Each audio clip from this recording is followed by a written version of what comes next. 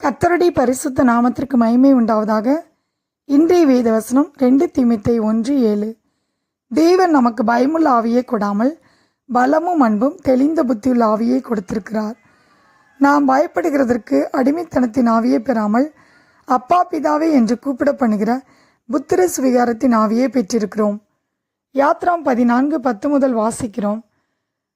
பார்வோன் சமீபித்து வருகிற போது இஸ்ரவேல் புத்திரர் தங்கள் கண்களை ஏறெடுத்து பார்த்து எகிப்தியர் தங்களுக்கு பின்னே வருகிறதைக் கண்டு மிகவும் பயந்தார்கள். அப்பொழுது இஸ்ரவேல் புத்திரர் கர்த்தரை நோக்கி கூப்பிட்டார்கள். அப்பொழுது மோசே ஜனங்களை நோக்கி, பயப்படாதிருங்கள், நீங்கள் நின்று கொண்டு இன்றைக்கு கர்த்தர் உங்களுக்கு செய்யும் இரட்சிப்பை பாருங்கள். இன்றைக்கு நீங்கள் காண்கிற எகிப்தியரை இனி என்றைக்கும் காண மாட்டீர்கள் என்றான்.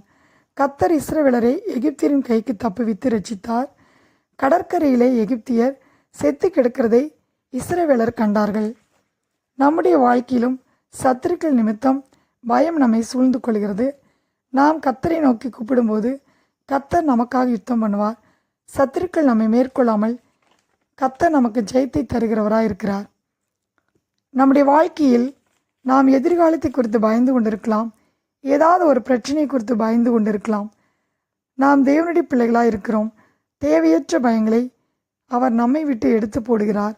சங்கீதம் 118:6 வாசிக்கிறோம்.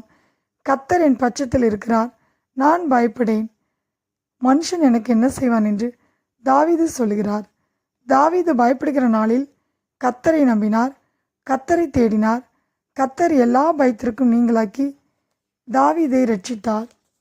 பிசாசானவன் அநேக காரியங்களில் நாம் பயப்படும்படிக்கு மனிதர்களையும் சூழ்நிலைகளையும் நமக்கு எதிராக திருப்பி விடுகிறான். யோபு 3:25 வாசிக்கிறோம். நான் பயந்த காரியம் எனக்கு நேரிட்டது, நான் அஞ்சினது எனக்கு வந்தது என்று யோபு சொல்லுகிறார். யோபு 9:28 வாசிக்கிறோம். என் வருத்தங்களை பற்றி பயமாயிருக்கிறேன் என்று யோபு சொல்கிறார். ஆம் பிரியமானவர்களே, யோபு பயந்த காரியம் யோபுக்கு நேரிட்டது. யோபு அஞ்சினது யோபுக்கு வந்தது. யோபுவின் வாழ்க்கையில் வந்த வருத்தங்களை யோபு யோசித்து பயப்பட்டார் என்று பார்க்கிறோம். நம்முடைய வாழ்க்கையில் வருகிற வருத்தங்களை பற்றி நாம் பயத்தோடு இருக்கலாம். நாம் பிசாசின் கிரியைகளை கண்டு பயத்தோடு இருக்கலாம். மரண இருளை குறித்து பயப்படுவர்களாக இருக்கலாம். கர்த்தர் நமக்கு துணையாக இருக்கிறார். எல்லா பயத்திலிருந்து அவர் நம்மை விடுவிக்கிற தேவனாக இருக்கிறார். 1 நாளாகமம் 28:20 வாசிக்கிறோம்.